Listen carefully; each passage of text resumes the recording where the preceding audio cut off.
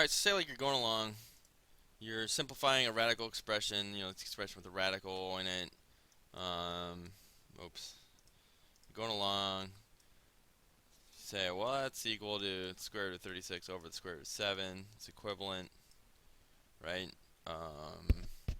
And the square root of 36 is just 6, so that's nice. So I can simplify this to 6 over the square root of 7.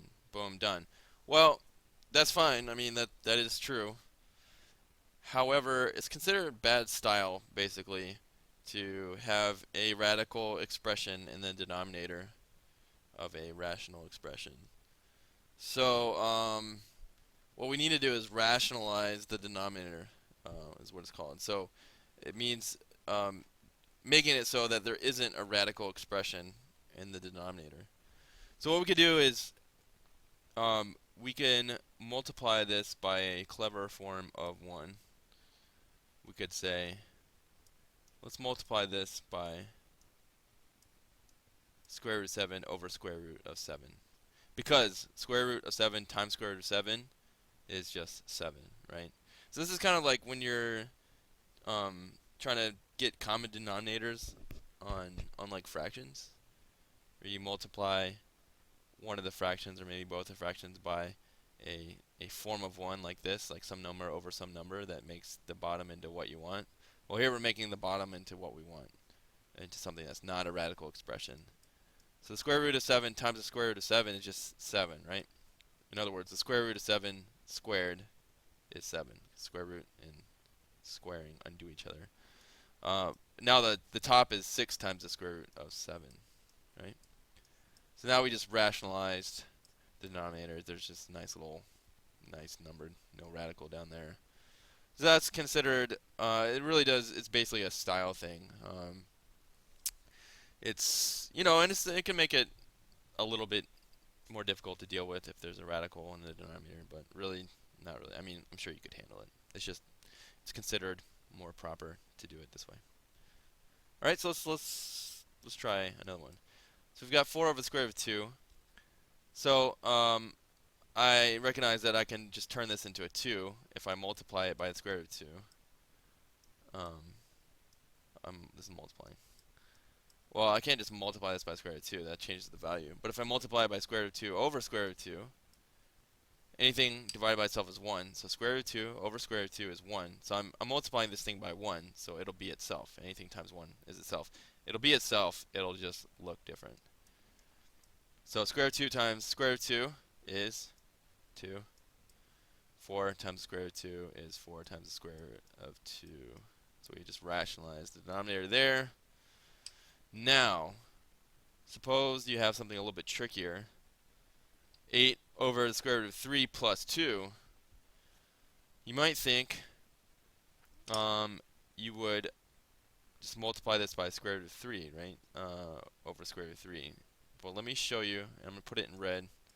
Show you that it's not going to work, so don't believe this. Well, I mean, I'll show you what happens. And I'll put it over here so it's not a distraction. If you multiply that bottom by the square root of 3, to multiply the whole denominator by the square root of 3. So square root of 3 times square root of 3 is 3. That's nice. Plus square root of 3 times 2 is 2 square root of 3. So really, unfortunately, you haven't gotten yourself anywhere. You just have a different rational expression in the denominator, and nothing nice. I mean, that doesn't get you anywhere. You still have this radical part, right? So here's what you do. The trick is you multiply by what is called its conjugate, which would be the square root of 3 minus 2. And I'll show you over here in green what happens when you multiply this radical expression by its conjugate. You just flip the sign in the middle, right? So square root of 3 times square root of 3 is 3. Square root of 3 times negative 2 is negative 2 square root of 3. 2 times square root of 3 is 2 square root of 3. and then 2 times negative 2, negative 4, right? Well, negative 2 square root of 3 plus 2 square root of 3 is just 0. So this is 3 minus 4, which is negative 1. Yeah, problem solved, right? So we're going to multiply this guy by by the number 1 expressed as the conjugate of this radical expression over itself. So this part we already figured out is negative 1. Now 8 times square root of 3 is just 8 square root of 3. 8 times negative 2 is negative 16. Yeah, why not? And if this, I don't know, if having a negative 1 in the bottom bothers you, what you could do is you could flip the signs, negative 8, flip the signs, and then something over 1 is just itself, and you could rewrite this, so this is 16 plus, or it's, sorry, negative, minus 16 minus 8 square root of 3. So that's, you know, it's a little bit more manageable than what it was before. All right, let's try one more. So we've got a rational expression in the denominator here. So we're going to multiply both the numerator and the denominator by the conjugate. So 10 plus 5, or square root of 10 plus 5. So let's see what happens. So 10 square root of 10 times square root of 10 is just 10. Square root of 10 times 5 is 5 square root of 10. I'm just going to write it down here because they're going to disappear because that's the whole point. Negative 5 times square root of 10 is negative 5 square root of 10. So these guys are gone. Negative 5 times 5 is negative 25. So that's nice. Okay. What about the top here? So I am going to write this. I'm going to do this distribution down here. I'm going to do it in a different color.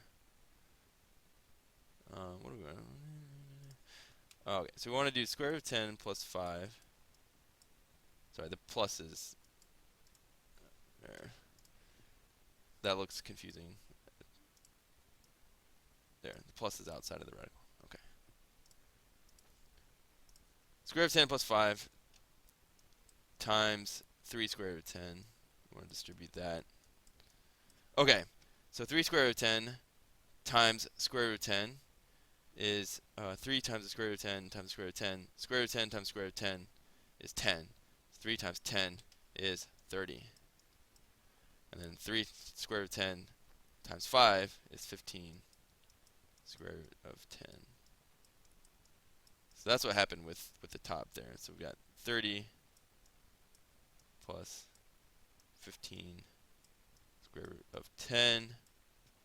And then let's just 10 minus 25 is negative 15. Oh. Yeah. We can simplify this further. I think I did that on purpose. Look at these three terms. They all have a 15 in common, a factor of 15. 15 times 2 is 30. 15 times square root of 10 is 15 square root of 10. 15 times negative 1 is negative 15. So I could actually, I could take a 15 out of the top. So 15 times what is 30? 15 times what is 15 square root of 10? Right? Over 15 times negative 1. 15 and 15 cancel out. So we got 2 plus square root of 10 over negative 1, just like this thing up here. What we could do is just flip the sign there. So sorry, this is getting kind of messy. So altogether, this is negative 2 minus the square root of 10. is it. Alright? So that is rationalizing the denominator, and in some cases, eliminating the denominator altogether. I did that a couple times, which is nice, because if you don't have to deal with it as a fraction. I don't know, it's easier to deal with, right? Alright, hope you enjoy.